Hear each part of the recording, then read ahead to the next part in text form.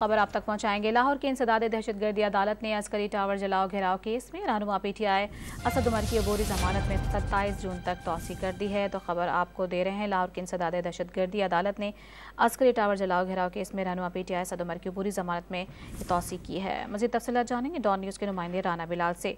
जी राना बिलाल, बताएगा आज की समाअत में मजीद क्या हुआ? जी देखें, इंसदाद दहशतगर्दी अदालत में अस्करी टावर जलाओ घेराव मुकदमे की समाअत हुई है और तहरीक इंसाफ के रहनुमा असद उमर अबूरी जमानत खत्म होने पर लाहौर की इंसदाद दहशतगर्दी अदालत में पेश हुए हैं।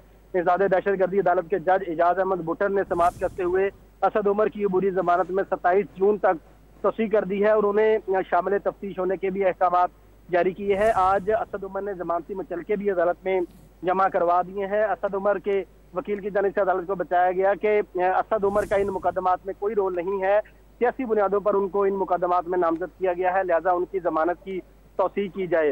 जबकि अदालत में असद उमर के वकील की जानिब से मजीद दलाइल के लिए वक्त भी मांगा गया। इंसदाद दहशतगर्दी अदालत ने असद उमर की अबूरी जमानत में 27 जून तक तौसीह करते हुए उन्हें पुलिस के सामने पेश होने की हिदायत कर दी है। जी, असद उमर की जमानत में 27 जून तक तौसीह की गई है। मजीद तफसीलात बता रहे थे राना बिलाल, बहुत शुक्रिया आपका।